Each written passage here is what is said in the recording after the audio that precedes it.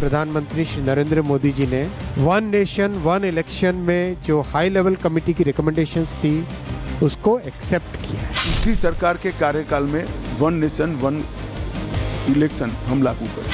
ये डेमोक्रेसी को टिकाना है तो जब जब चाहिए तब इलेक्शन करना पड़ेगा। वन नेशन वन इलेक्शन के लिए देश को आगे आना होगा।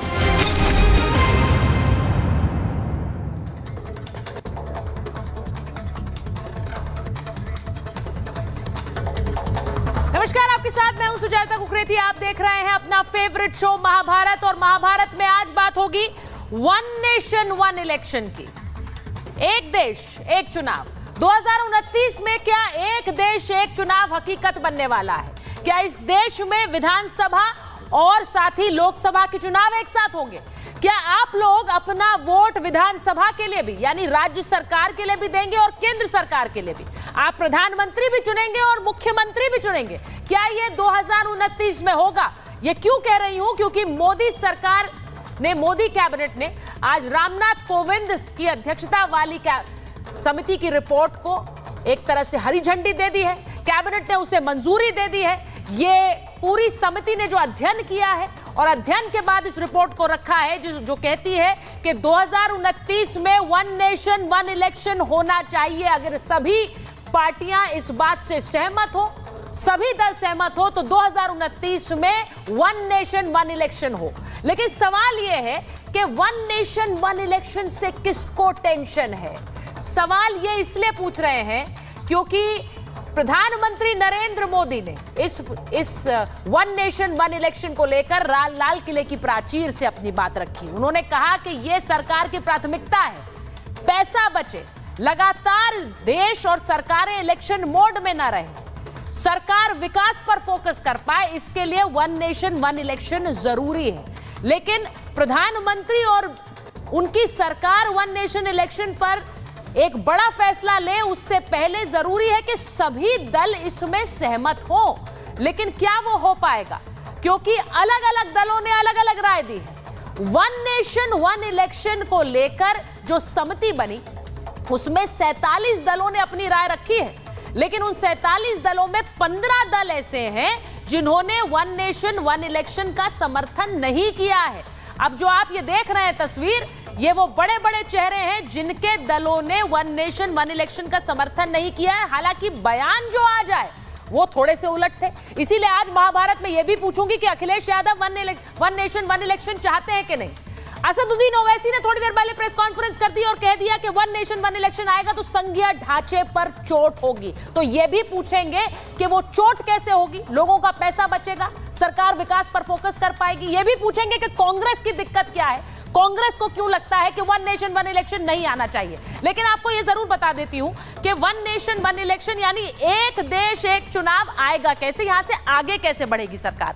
अभी तो एक रिपोर्ट आई है जिस पर कैबिनेट ने मोहर लगाई है। इसके आगे का रास्ता कैसे तय होगा वो जरा आपको बता देती हूं। कैबिनेट की मंजूरी के बाद अब नई तैयारी शुरू हुई है, इसे लाने की तैयारी। संसद में बिल लाएगी केंद्र सरकार और शीतकालीन सत्र में यह बिल आ सकता है। कमेटी की रिपोर्ट पर संसद में चर्चा संभव है। जेपीसी जॉइंट पार्लियामेंट्री कमेटी को भेज सकते हैं ये चुनाव का बिल। इसी के साथ साथ सांसदों विशेषज्ञों से भी इस पर चर्चा होगी, ये तय है।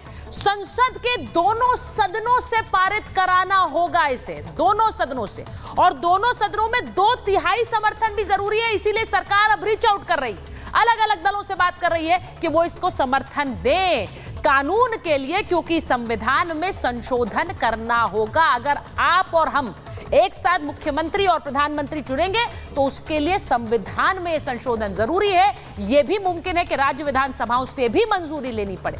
ऐसे में सवाल यह है कि ये वन नेशन वन इलेक्शन के कौन साथ है और कौन इसके खिलाफ है, इसी पर आज की महाभारत करेंगे। पहले एक रिपोर्ट आपको दिखा देते हैं। राष्ट्र हित में आगे राष्ट्र को लेके जाना है तो वन नेशन वन इलेक्शन लागू होना ही चाहिए। वन नेशन और वन इलेक्शन होना चाहिए। लोगों की जो समय है लोगों का वो बचेगा और लगातार जो चुनाव होते थे उससे फ़ायदा ये होगा पब्लिक को कि कम समय में अब चुनाव हो जाएगा और ये तरक्की के रास्ते खुलेंगे, विकास के रास्ते खुलेंगे। वन नेशन वन इलेक्शन के बारे में हम माननीय मोदी जी को धन्यवाद देते हैं और इससे देश को बहुत फ़ायदा होगा। जो दल आज के दिन में तरह तरह के प्रलोभन देकर के लोगों को रिझाने का प्रयास करते हैं वो बंद होगा। जो राजनीतिक जो लोग तथाकथित लोग जो राजनीतिक लाभ लेते थे उसमें भी अंतर आएगा, जातियों में सुदृढ़ता आएगी, समाज में सुदृढ़ता आएगी और लगातार बहुत अधिक काम होंगे। हर 2-3 महीने पे इलेक्शन होते हैं, कितना पैसा लगता है, एक साथ हो जाएगा तो रोज रोज का झंझट खत्म हो जाएगा और ये बहुत अच्छी सोच है। आज देश की आर्थिक स्थिति इससे मजबूत होगी क्योंकि सभी चुनाव एक साथ होंगे तो गवर्नमेंट कर्मचारियों की भी ड्यूटी कम लगेगी, उनको भी अपनी आर्थिक स्थिति में मजबूत होगी और देश का विकास तेज गति से होगा। देश की प्रगति में और ज्यादा उन्नति होगी क्योंकि चुनाव में जो अलग अलग पैसा होता था वो खर्चा रुक जाएगा। तो जनता तो तैयार दिख रही है कि इस देश में एक चुनाव होना चाहिए, लेकिन क्या राजनेता और राजनीतिक दल तैयार है? एक रिपोर्ट देख लीजिए, उसके बाद महाभारत।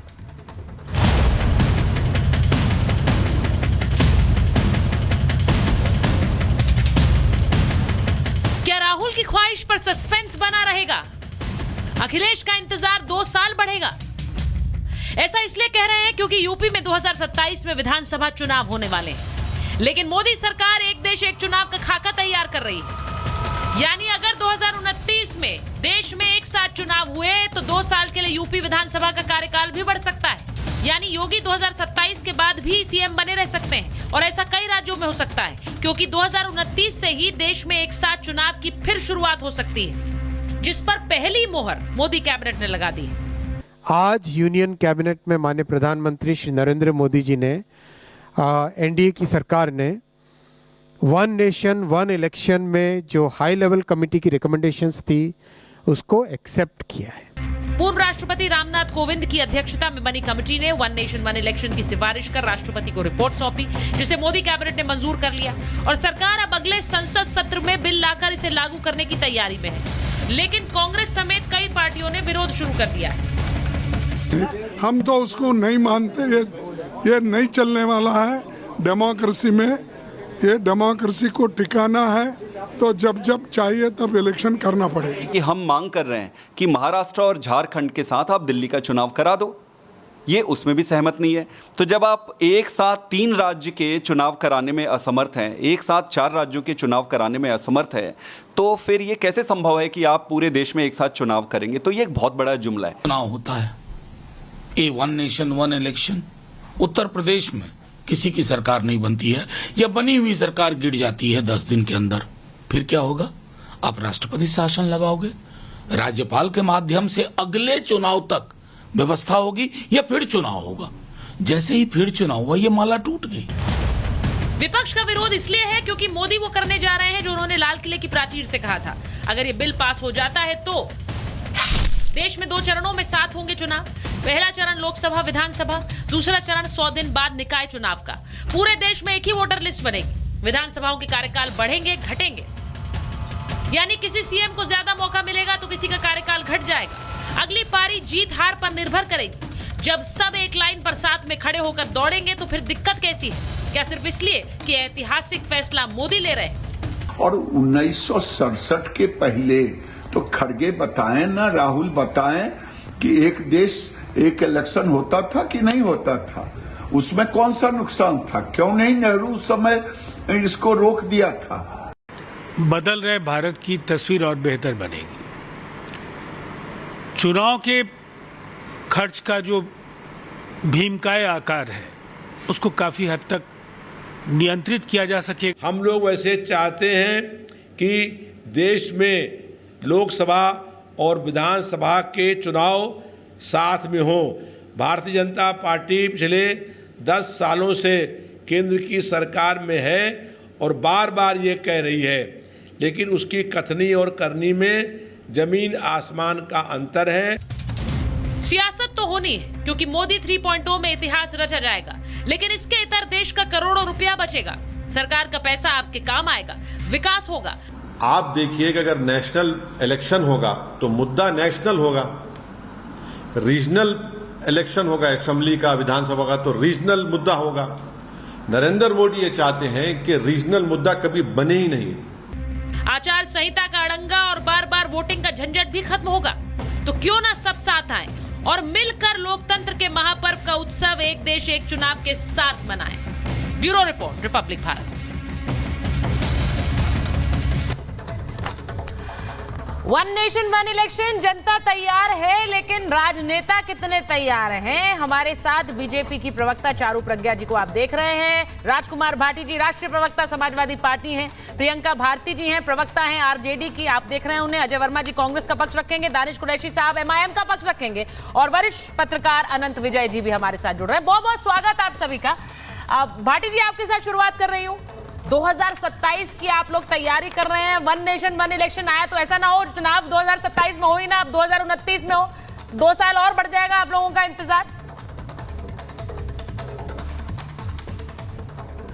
अगर आपके इसी बिंदु से चर्चा शुरू की जाए तो ये सोचिए कि ये कितना गैर लोकतांत्रिक होगा, कितना जनमत का अपमान होगा, जन अधिकारों का उल्लंघन होगा। ये मेरी आवाज लौट के आ रही है, थोड़ा इसे ठीक करा दें, मुझे आवाज लौट के आ रही है। हाँ। लेकिन मैं इस पे विस्तार से ये कहना चाहता हूँ कि ये केवल शिगुफा है, ये प्रैक्टिकल नहीं है।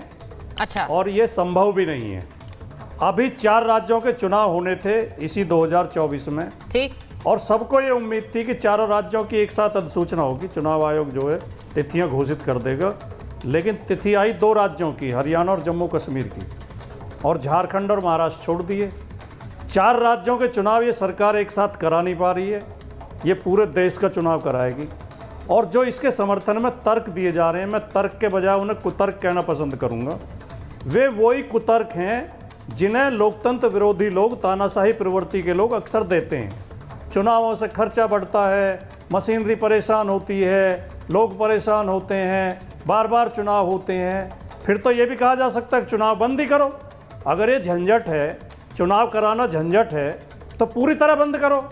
एक मोदी जी अकेले काफ़ी है, मोदी जी नॉमिनेट कर दिए करेंगे 543 सांसद, जिसको मोदी जी सर्टिफिकेट दे देंगे वो सांसद बन जाएगा। ये सब लोकतंत्र विरोधी कुतर्क हैं, लोकतंत्र के सम्मान के लिए, लोकतंत्र की रक्षा के लिए। और राज्यों के चुनाव अगर आप एक साथ करा देंगे, राज्य और केंद्र के चुनाव, और कोई सरकार बीच में गिरेगी तो क्या करेंगे? तो उतने दिन तक लोकतंत्र स्थगित रहेगा।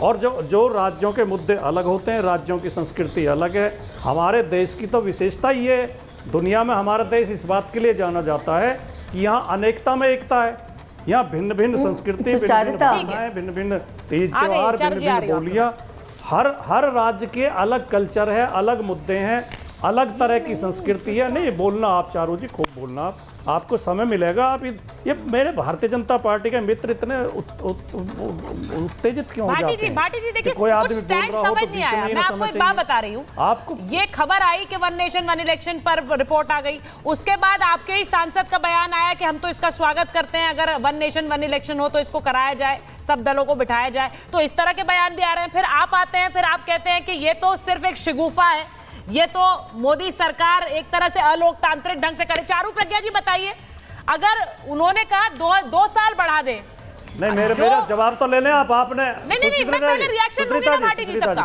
उसके बाद आ रही हूं वापस। इस तरह मत करो कि आप हमारे ऊपर नो आप मेरे ऊपर आरोप लगा के आगे बढ़ जाती हैं। मैंने तो जिसके ऊपर आरोप लगा उसको जवाब लें, कम समय दें, जवाब जरूर लें।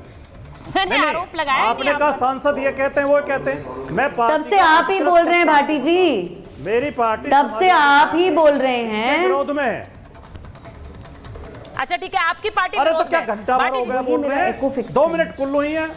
पता नहीं चारू जी कितने परेशान क्यों हो। आप 5 मिनट बोलो, मैं बिल्कुल मौन होकर सुनूंगा। क्या 1 घंटा हो गया बोलते हुए? ठीक है जल्दी से अपना स्टैंड रखिए सर, बहुत सारे गेस्ट हैं ना। बोलिए, खूब बोलिए, बोलिए।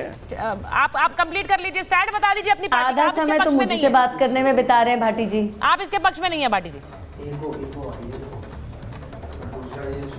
हमारी पार्टी इसके पक्ष में नहीं है, इसके विरोध में है और विरोध में है। ये गलत है, ये लोकतंत्र की हत्या होगी, लोकतंत्र विरोधी है। ये देश हित में भी नहीं है, न्याय हित में भी नहीं है। पूरी तरह हमारी पार्टी इसके विरोध में है। अच्छा, मैं एक बार चारू जी आपसे पूछ रही हूँ, जैसा मैंने उनसे पूछा 2027 में योगी जी की सरकार वो तैयारी कर रहे हैं, यूपी में चुनाव होने, अगर 2029 में वन नेशन वन इलेक्शन होता है तो 2 साल और बढ़ जाएगा, क्योंकि आपको विधानसभाओं को कर्टेल करना पड़ेगा या फिर उन्हें बढ़ाना पड़ेगा। ऐसे ही विपक्ष का आरोप आ रहा है कि ठीक है, वन नेशन वन इलेक्शन करा लीजिए, 2027 में लोकसभा भंग कर दीजिए, करा लीजिए 2027 में।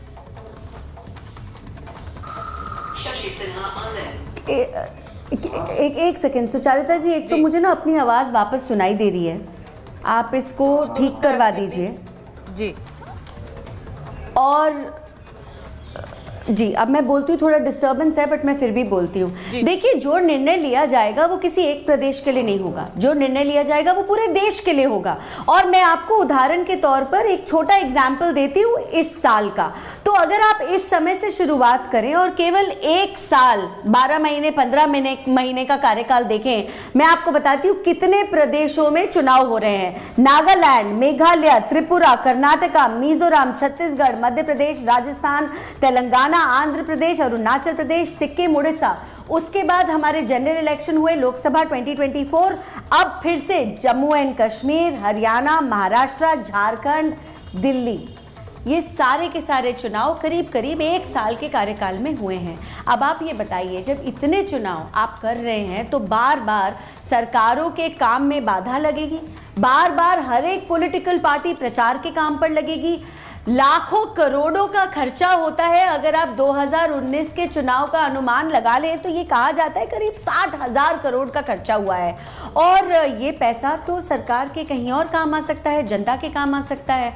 एक बात और है, अभी जिस तरीके से भाटी जी बात कर रहे थे वो कुछ इस तरीके से जता रहे थे जैसे हमारी देश की जनता में समझदारी कम हो। भाटी जी, मैं आपको याद दिलाती हूँ, ट्रेडिशनली बहुत सारे ऐसे प्रदेश हैं जहाँ पर चुनाव लोकसभा चुनाव के साथ होता आ रहा है और वहाँ पर बहुत ही केयरफुली, समझदारी के साथ जनता को पता है कि प्रदेश में उनको किसके लिए वोट देना है और सेंटर में उनको किसके लिए वोट देना है। उदाहरण के तौर पे मैं आपको बताऊं, उड़ीसा, इस बार पहली बार भारतीय जनता पार्टी ने उड़ीसा में सरकार बनाई है, लेकिन उड़ीसा में बीजेपी जीतती आती थी, जबकि चुनाव हमेशा केंद्र चुनाव के साथ, सेंट्रल चुनाव के साथ, लोकसभा के साथ हुआ करते थे। तो आप प्लीज एक तो ये मत बोलिए कि जनता में कंफ्यूजन बढ़ेगा, जनता बहुत केपेबल है निर्णय लेने के लिए। तो आप चाहे आंध्र प्रदेश की बात करें जहां पर ऐसा नहीं है, बीजेपी की सरकार बनी है, आप उड़ीसा की बात करें, आप सिक्किम की बात करें, ये सारे वो प्रदेश हैं, अरुणाचल प्रदेश, जहां पर साथ साथ चुनाव होते आए हैं। अच्छा, एक बात मैं और कहना चाहूंगी, वन नेशन वन इलेक्शन कोई आज का नया नहीं है, ये पहले से ऐसे ही था। पूरे देश में एक साथ चुनाव हुए थे और होते चले आते थे जब तक इंदिरा जी को ये नहीं लगा कि 356 के तहत बार बार प्रदेशों की सरकार गिरा दी जाए और उसके बाद वहां फिर से चुनाव कराए जाएं, क्योंकि वो उनको सूट करता था, उनकी राजनीति को सूट करता था। आज इसी तरीके की बातें वापस ये विपक्ष कर रहा है। विपक्ष की वैसे भी आदत है, अगर भारतीय जनता पार्टी ने कुछ बोला है या सरकार का कोई स्टैंड रहा है, उसको अपोज करना है विदाउट एनी लॉजिक। तो अब वापस उसी तरीके से ऑपोजिशन उन्होंने शुरू कर दिया है। फिर भी मैं एक बात कहना चाहूंगी, हमारी सरकार, हमारी पार्टी इस चीज में बहुत सक्षम है कि जब किसी इंपॉर्टेंट नेशनल इशू पे कंसेंसस बिठाना हो, हम उस कंसेंसस को बिठाएंगे। चाहे अच्छा, नेशनल इशू पर कंसेंसस क्या बाकी पार्टियां दिखाएंगी? सवाल ये है कि बाकी पार्टियां क्या करेंगी। प्रियंका जी, एक बार आपके पास आ जाती हूँ।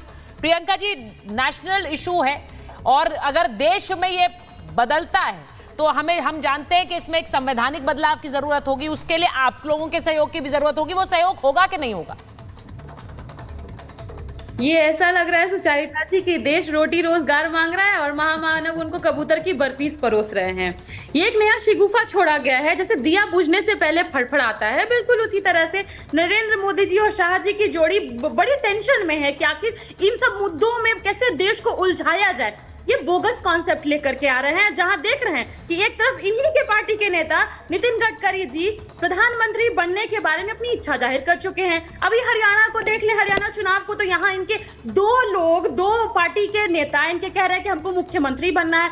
अपना इनका पार्टी का कुछ इनसे संभल नहीं पा रहा है। देश का मुद्दा जहां होना चाहिए वन नेशन वन का सेंसस, वहां पर ये लोग देश को सीधा मैंने कहा कबूतर की बर्फी परोस रहे हैं। आज देश के सबसे फौरी मुद्दे हैं, जब आप वन नेशन वन इलेक्शन की बात करती हैं, मुझे लगता है कि वन नेशन वन क्लास की बात होना चाहिए, वन नेशन वन कास्ट की बात होनी चाहिए, क्योंकि वही देश का मुद्दा है। और आप बीच में पता नहीं क्या बोल रही है, मुझे कुछ सुनाई नहीं दे रहा है। और अगर आप चर्चा कर रहे हैं कि बहुत पैसे खर्च हो जाएंगे, तो मुझे लगता है कि जो पैसे इन्वेस्ट किए जाते हैं नरेंद्र मोदी जी की अय्याशी में, उसको खत्म करना होगा। 2500 करोड़ का चार्टर प्रियंका जी, ये क्या मतलब है? ये कोई शब्द है? नहीं प्रियंका जी, कबूतर क्या? प्रियंका जी, ये शब्द अच्छे नहीं है और गरिमामय शब्द नहीं है। मैं आपको, आप अपना मत रखिए, लेकिन इस तरह के शब्दों का इस्तेमाल मत करिए। आपके नेता के लिए कोई कहेगा तो वो अच्छा लगेगा, मैं उनको आपके नेता के लिए भी नहीं बोलने दूंगी ऐसे शब्द। बस सीधी बात ये है कि इस तरह के शब्दों का इस्तेमाल नहीं। आप ये कह सकती है कि फिजूल खर्ची कर रहे हैं, आप ये कह रहे हैं पब्लिसिटी पे खर्च कर रहे हैं। इस तरह के शब्दों का इस्तेमाल मत करिएगा Priyanka ji, that's not nice, that's not nice. अच्छा नहीं है वो, मैं बस ये कह रही हूँ, और आपको सूट भी नहीं करता। एक बड़ी पार्टी की प्रवक्ता है आप, मुद्दे पर बात करें। लाख का पहनते हैं, उसमें पैसा इन्वेस्ट नहीं होता है। 2000 किलो की मशरूम में पैसा इन्वेस्ट नहीं होता है। आलीशान बंगले में रहने में पैसा इन्वेस्ट नहीं होता है। 8500 करोड़ का चार्टर प्लेन में पैसा इन्वेस्ट नहीं होता है। लेकिन मोदी जी आलीशान बंगले में रह रहे हैं क्या? आज टॉपिक ये है क्या डिबेट का? मोदी जी उसी घर में रह रहे हैं जिसमें देश का प्रधानमंत्री रहता है। तो ये कौन सी अय्याशी हो रही है मैम? ये बिल्कुल डिरेल कर रही हैं आप डिबेट को। ऐसे मत करिए ना मैम, टॉपिक पर बात करिए। मैंने आपसे पूछा आरजेडी का स्टैंड क्या, आप समर्थन करेंगे कि नहीं करेंगे? सीधे ये बताइए एक बार, उसके बाद मैं आनंद जी के पास जाऊं। समर्थन में नहीं है आप, विरोध में। हम उनके खिलाफ खड़े हैं और ये पूरा का पूरा कबूतर का बर्फी परोसने जैसा है और हम इसको विरोध कर रहे हैं। आप इसका विरोध कर रहे हैं। अनंत जी मुझे बताइए कि जब भाटी जी विरोध कर रहे हैं, प्रियंका जी विरोध कर रही हैं, इसका मतलब यह है कि उनके दल विरोध कर रहे हैं, तो कैसे आएगा one nation one election? Sucharita ji, सबसे पहले तो मुझे भाटी जी के बयान के बाद कोई भी प्रकार के तर्क देने में डर लग रहा है, क्योंकि उन्होंने कह दिया कि जो कोई भी तर्क इसके पक्ष में देगा वो कुतर्क होगा। तो उन्होंने तो पहले ही जजमेंट दे दिया भाटी जी ने अपना। लेकिन खैर, फिर भी मैं ये दुस्साहस करता हूँ कुछ बोलने का।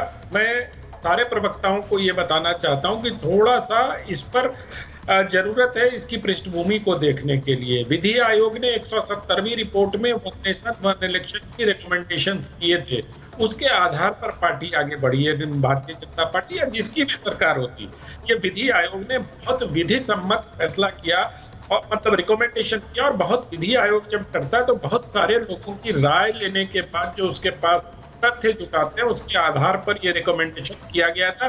भाटी जी अगर अभी बैठे बैठे गूगल पे देखना चाहें तो देख लें, 170वीं रिपोर्ट उनकी जो थी विधि आयोग की, वो उसके आधार पर ये निर्णय मतलब रिकमेंडेशन किया गया था।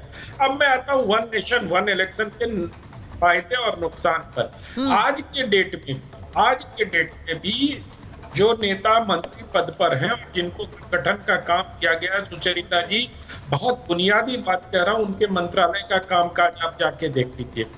और ये सिर्फ भारतीय जनता पार्टी के कार्यकाल में नहीं हो रहा है, ये कांग्रेस के समय भी होता था, उसके पहले भी होता था। तो ये भी उचित है कि नेताओं को भी थोड़ी तसल्ली रहे और देश के विकास के काम करने के लिए उनके पास समय रहे। जो संगठनिक रूप से मजबूत नेता और मंत्री पद संभाल रहे, उनको तो साल भर इलेक्शन में ही लगा रहना पड़ता, चाहे वो अश्विनी वैष्णव हो, चाहे भूपेंद्र यादव हो, चाहे अपने धर्मेंद्र प्रधान जी हो। तो कहीं ना कहीं से देश का विकास बाधित होता। और जिन राज्यों में चुनाव होते हैं, अभी चारू जी ने गिनाए किन राज्यों में चुनाव हो रहे, वहाँ आचार संहिता लग जाती है, सारे काम रुक जाते हैं और अफसरों की मौज हो जाती है, क्योंकि उनको काम ही नहीं करना चुनाव आचार संहिता के नाम। तो मुझे लगता है कि अगर एक बार चुनाव होगा, इसके ठीक है, फिर बैठकर आप सब लोग रास्ता निकालिए भाटी जी कि किस प्रकार से इसको किया जा सकता है। क्योंकि मुझे लगता है कि जब ये कोविंद कमेटी बैठी थी तो आप लोगों को भी इन्वाइट किया गया होगा, आप लोगों ने अपनी राय दी होगी और बहुसंख्यक राय के आधार पर उन्होंने अपने रिकमेंडेशन दिए होंगे। अभी मैंने वो उनकी रिपोर्ट देखी नहीं है, लेकिन मुझे लगता है कि देश के हित में, इस देश के विकास के हित में, जनता के हित में ये निर्णय बहुत उचित है कि अगर पूरे देश में ना तो इससे कोई लोकतंत्र खतरे में आएगा, क्योंकि कोई रास्ता जरूर निकलेगा। और विरोध क्यों हो रहा है? मैं समझना चाह रही हूँ विरोध क्यों हो रहा है? बार बार इसी बात का हवाला देकर कहा जा रहा है कि विरोध, बार बार यही बात कहकर, क्योंकि जैसा कांग्रेस पार्टी कह रही है कि मोदी का मकसद वन नेशन नहीं नो इलेक्शन है, वन नेशन वन इलेक्शन नहीं, वन नेशन नो इलेक्शन है, ये कांग्रेस पार्टी कह रही है। तो मैं जरा उस पर एक रिएक्शन ले लूं। अनंत जी को ऑडियो जरा ठीक करा लीजिए, थोड़ा सा खराब ऑडियो आ रहा है सर, उसको ठीक कराते हैं। मैं एक बार अजय वर्मा जी के पास जाऊं, दानिश साहब भी बैठे हुए हैं। दानिश साहब, आपके नेता ने भी बहुत बड़ा हमला बोला है। अजय वर्मा जी, वन नेशन नो इलेक्शन है, अगर ये करा दिया कुछ नहीं होने वाला है इससे। देखिए, ये जुमलों की लिस्ट में माननीय प्रधानमंत्री जी का नया एक रिकॉर्डेड जुमला है। अच्छा। क्योंकि आपको याद होना चाहिए 2014 में महामानव ने ये कहा था, मित्रों वन नेशन वन टैक्स, और सुचेरिता जी दिन निकलते ही सबसे पहले टैक्स इनकम टैक्स, फिर जीएसटी, फिर गृह हाउस टैक्स, फिर रोड टैक्स, फिर गाड़ी टैक्स। मैं 50 टैक्स तो मैं देता हूं, वो 14 का जुमला, और मेरे पास उसका एक स्टेटमेंट भी है, वीडियो भी है, आपको कहो तो भेज दूं, उसे सुना दीजिए जनता को। तो अब इन्होंने सेकंड ये कहा है इसलिए कि आज भारी भरकम वोटिंग कश्मीर में चुनाव में हुई है और हरियाणा में हार निश्चित दिख रही है इनको। तो ये मुद्दों से भटकाने के लिए जनता को डाइवर्ट, अब जनता डाइवर्ट नहीं होगी, जनता समझ चुकी है। अभी हमारी प्रवक्ता बीजेपी की कह रही थी कि एक बेतुका तर्क की 60,000 करोड़ रुपए का खर्च है। हाँ, वो 60,000 रुपए का खर्च, करोड़ का खर्च वो अपने मित्र अडानी अंबानी को देना चाहते हैं, किसी तरह से उन्हें फायदा पहुंचाना चाहते हैं। जैसे अयोध्या में वो 13,383 वर्ग एकड़ जमीन उनको बीच में दी गई है। और सुन लीजिए, अभी जो 25,000 करोड़ दिक्कत होती है, बेचैन हो जाती है, तो फिर हम नहीं बोले इनके बीच में। हमारा नंबर सुन लीजिए जरा, हम क्या कह रहे हैं। वन नेशन वन इलेक्शन बिल्कुल बोगस है, इस देश के लिए लोकतंत्र को खतरा है, ध्यान भटकाना है। फायदा क्या क्या होगा जब आप बात कर रहे हैं? अपना पॉलिटिकल विंडोता चलाना। आपसे बात कर रही हूँ तो चला भी रही हूँ। बार बार प्रशासनिक काम नहीं रुकेगा, बार बार प्रशासनिक काम नहीं रुकेगा, सियासी हथकंडे नहीं होंगे तो विकास पर फोकस रहेगा। बार बार प्रचार में नहीं उतरती रहेंगी पार्टियां भी, उसमें सरकारें भी शामिल होती हैं, उस वजह से भी बाधित होता है, आचार संहिता लग जाती है, आप अनाउंसमेंट नहीं कर सकते, आप कोई काम नहीं कर सकते। सुचेरिता जी, सुन लीजिए, सुचेरिता जी, वन नेशन इलेक्शन का आपके पास जो ये एजेंडा आया है वन नेशन वन इलेक्शन का, इसकी सार्थकता कितनी है? केवल कमेटी अपनी बना दी, गोविंद साहब के नेतृत्व में बना दी और उसकी रिपोर्ट अपने हिसाब से ले ली। ये केवल अपना एक पॉलिटिकल विंडेटा, इनके पॉलिटिकल विंडेटा को चलाने के लिए इनकी टीम। देखिए, हिटलर भी यही काम करता था अपने कंट्री जर्मन में, वो भी यही काम करता था कि साहब बड़े हो जाएंगे, खर्चे चले जाएंगे। हम केवल अच्छा, वन नेशन वन इलेक्शन अगर नरेंद्र मोदी लेकर आ रहे हैं तो वो हिटलर है, जी 10 सेकंड, वो हिटलर है, और वो वन नेशन लेकर आ रहे हैं तो वो अपनी चला रहे हैं। मैंने देश के लोगों की राय चलाई सर, बहुत से लोग कहते हैं कि आना चाहिए, अच्छी बात है, मैं इसीलिए लोगों की राय पर फोकस करती हूँ। इस भारत में सुनिए, आप कह रहे हैं कि हिटलर वाली बात कर रहे हैं। एक बार दानिश कुरैशी जी को ले लीजिए स्क्रीन पर। 4153 विधायक हैं और 543 सांसद हैं, हाँ। और 245 राज्यसभा सांसद हैं, हाँ। सुन लीजिए, इतने बड़े लोगों को आप घर के 5 लोगों में तो सहमति बनती नहीं है, पूरे देश के 31 स्टेटों में, तो केवल ये चुनाव जीतने का हथकंडा है, इसे सिरे से देश की 90%। पर आप ये क्यों मानकर चल रहे हैं कि ये चुनाव यही जीतेंगे? जवाब देने दीजिए। नहीं, आप ये मानकर चल रहे हैं कि अगर वन नेशन वन इलेक्शन हो गया तो ये चुनाव यही जीतेंगे? आपने पहले ही सरेंडर करके रखा हुआ है, ये ला रहे हैं तो यही जीतेंगे, हम तो जीतने नहीं वाले। चारू जी, उन्होंने तो पहले कह दिया आप जीत रहे हैं, आपने चुनाव जीतने की मशीन स्टार्ट करने वाले। बोलिए जल्दी से जवाब दीजिए। हाँ, चलिए, धन्यवाद। अब मैं बहुत सीरियस आपसे जवाब देना चाहती हूँ। पहले तो आप ये देखिए कि ये सारे रिटोरिक्स पर हैं। मैं स्पष्ट पूछूंगी, जब one nation one election Nehru ji चलवाते थे, नेहरू जी के अंडर होता था, तब संविधान खतरे में नहीं था। अब आपको हर बात पे संविधान खतरे में बोलने के अलावा कुछ बोलना याद नहीं आता। अच्छा, दूसरी बात, आप ये कहते हैं कि चुनाव भाजपा ही जीतेगी। एक मिनट सुचारिता जी, मैं काम अजय जी ऐसे मत करिए, एक-एक करके बात करेंगे। Ajay ji, I didn't let her speak when you were speaking. Ajay ji, इस तरह से नहीं होता है। क्या हो गया जी? बोलिए चारू जी, बोलिए। क्या हो गया जी? नेहरू जी नहीं करवाते थे वन नेशन वन इलेक्शन, तब तो आपका संविधान खतरे में नहीं था। संविधान खतरे में डाला इंदिरा जी ने, बार बार 356 लगा के। अब मैं बोल सकती हूँ प्लीज सुचारिता जी को कंट्रोल करिए, मैं एक और बात इनको बताना चाहती हूँ जी। जब ये कहते हैं कि वन नेशन वन इलेक्शन में केवल भारतीय जनता पार्टी ही हर चुनाव जीतेगी, मुझे बताइए आंध्र प्रदेश में किसने चुनाव जीता? आंध्र प्रदेश के चुनाव हमेशा लोकसभा चुनाव के साथ होते हैं? किसकी सरकार है? अच्छा, इस बार उड़ीसा में भारतीय जनता पार्टी की सरकार बनी है, लेकिन दशकों से किस पार्टी की सरकार बनती आई है उड़ीसा में? वहां पर भी चुनाव लोकसभा चुनाव के साथ होते हैं, हर बार लोकसभा चुनाव के साथ होते हैं। तो क्या आप ये कहना चाहते हैं कि भारत की जनता को ये पता नहीं है किस मुद्दे पर किस पार्टी को वो वोट देना चाहते हैं?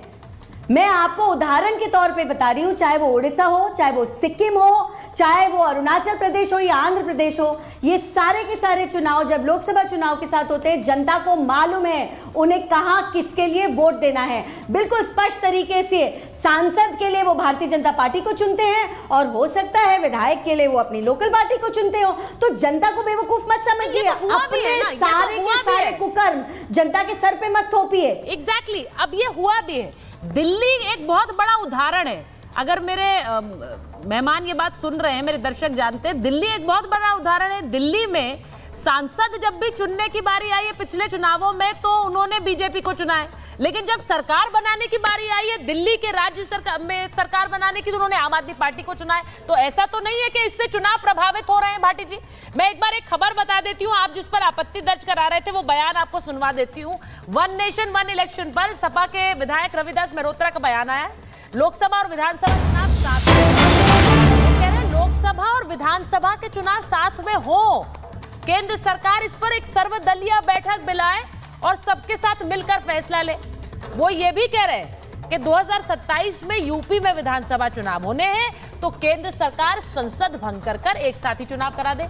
तो वो अपनी तरफ से ये मशवरा भी दे रहे हैं, लेकिन साथ ही साथ तंज कस रहे हैं, लेकिन ये भी कह रहे हैं कि एक सर्वदलीय बैठक बुलाई जाए और हम इसमें समर्थन में हैं। अब इसका क्या मतलब है भाटी जी? ये कंफ्यूजन क्यों है पार्टी का? लगता है एक सर्वदलीय बैठक वो बुला रहे हैं, एक आपको भी बुलानी पड़ेगी पार्टी की और सबको बताना पड़ेगा स्टैंड क्या है। रविदास मेहरोत्रा का अपना व्यक्तिगत बयान है, उनकी वो व्यक्तिगत सोच है। मैं जो बात कर रहा हूँ मैं पार्टी की सोच बता रहा हूँ। हमारी पार्टी इसके विरोध में, पहली बात। दूसरी बात, जो चारू जी कह रही है कि नेहरू जी के टाइम में भी तो होता था, वो क्योंकि 1952 में चुनाव शुरू हुए थे और तो लोकसभा और तमाम विधानसभाओं के चुनाव एक साथ हुए, फिर हर 5 साल पर चुनाव होते रहे। जब तक कोई विधानसभा या लोकसभा बीच में भंग नहीं हुई तब तक वो साथ होते रहे। ऐसा कोई कानून नहीं था, ऐसा कोई नियम नहीं था कि एक साथ ही कराए जाएंगे। और अगर कोई विधानसभा या लोकसभा बीच में भंग हो जाएगी तो उसे स्थगित रखा जाएगा। ये स्थगन जो है इसे गंभीरता से समझने की जरूरत है। केवल बहस के लिए नहीं, केवल अपना पक्ष रखना है, ये उतने दिन के लिए लोकतंत्र का स्थगन होगा। लोगों को उनके हक से वंचित करना पड़ेगा। एक मैं महत्वपूर्ण बात ये कहना चाहता हूँ कि जब देश आज़ाद हुआ था तो देश ने जो नीतियाँ बनाई थी वो नीति थी one nation one education, one nation one health, one nation one income. इनमें तो आप आगे बढ़ नहीं रहे, इन पे तो कुछ कर नहीं रहे। आज क्या स्थिति है स्कूल कॉलेजों की शिक्षा की, क्या स्थिति है? सब कुछ निजीकरण हो गया है। गरीब लोग अपने बच्चों को पढ़ा नहीं पा रहे हैं, फीस इतनी महंगी हो गई है। इलाज की क्या हालत है? अस्पतालों में दवाई तक नहीं मिल रही है, लोग दवाई के अभाव में मर रहे हैं। लोग सरकारी अस्पताल आपने बर्बाद कर दिए, सरकारी शिक्षा बर्बाद कर दी। आप वन नेशन वन इलेक्शन पे जोर दे रहे हैं। कल को आप कहेंगे one nation one party one leader. एक ही जो चीन में होता है, जो रूस में होता है, एक ही पार्टी होगी, एक ही लीडर होगा। ये धीरे धीरे। भाटी जी, मुझे एक बात बताइए, वन नेशन वन इलेक्शन अगर इस देश में होता है, सारी दिक्कत बता रहा हूँ।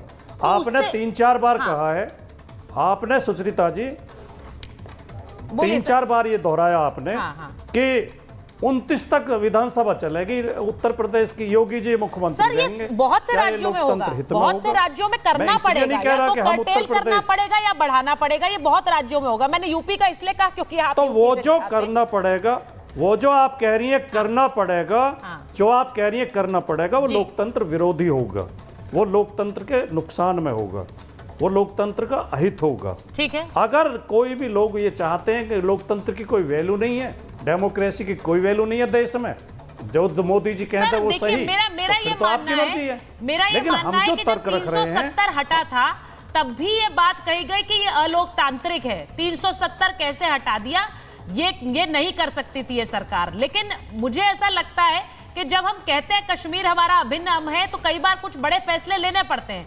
आज अगर हम कुछ फायदे देख रहे हैं वन नेशन वन इलेक्शन के, जिसमें बहुत बड़ा एक कारण पैसे का बचत है, बहुत बड़ा कारण है पैसे की बचत। बार बार चुनाव कराना, बार बार उसमें बहुत पैसे की फिजूल खर्ची हो रही है इस देश में। अगर उसके हित में अगर ये वन नेशन वन इलेक्शन आता है, मैं इस पर भी एक टिप्पणी कर देता हूं। और ये भी बता दूं कि कर्टेल कहीं होगा तो कहीं बढ़ेगा भी सर। कई सरकारों, कई कार्यकाल खत्म हो रहे होंगे, कहीं आप विपक्ष की सरकारें होंगी जो बढ़ जाएंगी उस चक्कर में। ऐसा तो नहीं है कि ये एक सिर्फ बीजेपी के रूल स्टेट्स पर लागू होगा। मैं आपके पास आ जाऊं सर, दानिश जी जुड़ गए, एक बार उनके पास चली जाऊं।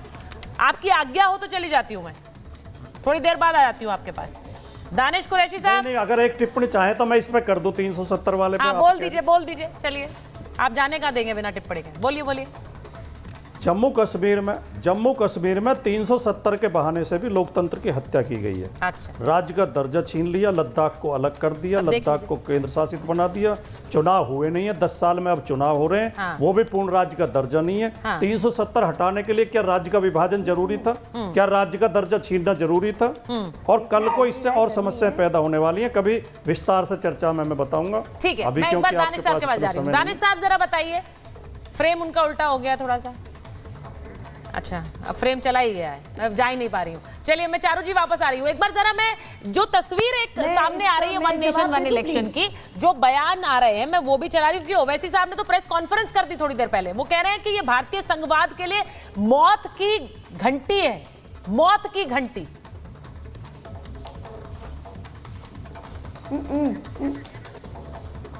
सोचिए, और वो ये भी कह रहे हैं कि ये संघीय ढांचे पर सबसे बड़ी चोट होगी। तो अब मेरा सवाल ये है कि संघीय ढांचे पर चोट उन्होंने इसी वजह से बताया। दानिश जी आ गए लगता है, दिखा दीजिए दानिश जी को। दानिश जी, संघीय ढांचे, आपके नेता ने तो प्रेस कॉन्फ्रेंस कर दी है, वो इतना खिलाफ है वन नेशन वन इलेक्शन के। बिल्कुल, देखिए, जो भी संविधान के पक्ष में है वो यकीनन इस वन नेशन वन इलेक्शन के मुखालिफ होंगे ही, इसमें कोई दो राय नहीं है। और दूसरे तरीके से अगर बात की जाए तो जिस तरीके से सरकार का रिव्यू आ रहा है कि तमाम पक्षों को उसमें लिया जाएगा विश्वास में, तो ये तो सिरे से मामला खारिज हो चुका। क्योंकि देखिए, ओवैसी साहब बोल चुके, दूसरी जो पार्टियां, पैनलिस्ट जो बैठे हैं, उनके अलग अलग प्रवक्ता बोल चुके। इसका मतलब तो सीधा साफ है कि वो जो कहने की कोशिश कर रहे हैं वो तो शायद बेवकूफ बनाने की बात है। अब रह गई बात विरोध करने की, तो कानूनी विरोध करना और राजनीतिक विरोध करना दो तरीके के विरोध रहेंगे। एक जो संविधान के पक्ष में जो तमाम विपक्ष खड़ा है, मोदी जी की जो पॉलिसी है वन नेशन वन इलेक्शन के मुखालिफ, वो लोग हैं। एक तरफ वो लोग हैं जो अपने राजनीतिक मफाद के लिए वन नेशन वन इलेक्शन की बात कर रहे हैं। तो मुझे लगता है कि देश का जो संविधान है वो सबसे ऊपर है, आपकी सोच सबसे ऊपर नहीं हो सकती, मोदी जी की सोच सबसे ऊपर नहीं हो सकती। आप मुझे ये बताइए कि जो अगर वन नेशन वन इलेक्शन के मुद्दों की अगर हम बात की जाए तो आप ये कह रहे हैं कि पूरे देश के अंदर में एक ही ढांचा बनाने की कोशिश की जाएगी। भाई, क्यों कोशिश की जाएगी जब हमारा स्ट्रक्चर इस तरीके का है कि अलग अलग चीजें हैं हमारे यहाँ कॉन्स्टिट्यूशन में, उसके लिए स्कोप है, तो फिर हम क्यों वन नेशन वन इलेक्शन की बात करें? भाई, क्यों बात करें? और रही बात, उन्होंने सबसे बड़ी बात यह कही कि चुनाव का जो खर्च है वो, सुनिए 10 सेकंड और 10 सेकंड, उन्होंने ये कहा कि चुनाव का जो खर्च है वो बचा दिया जाए। तो देखिए, मेरी दो हाथ जोड़ के चारू जी से विनती है कि भाई 16 लाख करोड़ रुपए जो आपने अडानी अंबानी को और उनके मित्रों को दे रखे हैं, आप वो दे दीजिए। अगले 10 20 25 साल तो चुनाव के खर्च का मुझे नहीं लगता कि कोई मामला आके खड़ा रहे। अच्छा, असदुद्दीन ओवैसी ये भी कह रहे हैं कि वन नेशन वन इलेक्शन छोटी पार्टियों को खत्म करने की एक तैयारी है। आनंद जी, छोटी पार्टियां खत्म हो जाएंगी। मैं एक बार ये भी बता देती हूँ, वन नेशन वन इलेक्शन पर उनका क्या बयान आया, एक समस्या की तलाश में ये एक समाधान है, संघीय ढांचे और संविधान के खिलाफ है। मैंने हमेशा वन नेशन वन इलेक्शन का विरोध किया है। अलग अलग चुनावों से केवल बीजेपी को ही समस्या होती है और किसी को नहीं होती है, बाकी सब तो खुश है, किसी को कोई दिक्कत नहीं हो रही है, इन्हीं को दिक्कत हो रही है। ये ओवैसी साहब ने थोड़ी देर पहले कहा है। लेकिन नरेंद्र मोदी, देश के प्रधानमंत्री, उनका भी ट्वीट आ गया है। वो कह रहे हैं कि लोकतंत्र को मजबूत करने वाला ये कदम है, लोकतंत्र में जनता की भागीदारी बढ़ेगी। ये प्रधानमंत्री का ट्वीट थोड़ी देर पहले आया है। अब अनंत जी जरा बताइए, लोकतंत्र मजबूत हो रहा है या छोटी पार्टियों को खत्म करने की तैयारी कर रही है बीजेपी? अब जो व्यक्ति लोकतंत्र के मौत की घंटी बता रहा हो, उससे लोकतंत्र के मजबूत होने के बयान की अपेक्षा करना व्यर्थ है, मुझे लगता है। और ऐसे भी AIM के जो ओवैसी साहब है, एक दल की पार्टी है और उनसे उनका स्टेक बहुत छोटा है। और आपने भी स्क्रीन पर दिखाया कि 42 दलों ने इसका समर्थन किया और 15 दलों ने विरोध किया। तो अभी जो बात वो कह रहे थे वो भी मेरे ख्याल से उनकी बात गलत साबित होती है। तो इस कदम से अभी सब लोग इसका विरोध कर रहे हैं, लेकिन धीरे धीरे देखिएगा समय बीतने के साथ यही सब लोग सेम पेज पर आ जाएंगे। अभी लोगों को ये लग रहा है कि उनकी सियासत का अंत हो जाएगा, छोटी पार्टियां समाप्त हो जाएंगी, या हो सकता है कि आपने शुरुआत में ही भाटी जी को नाराज कर दिया, और मतलब नाराज क्या कर दिया, उनके मन में शंका डाल दी कि उत्तर प्रदेश का चुनाव अब 29 में होगा।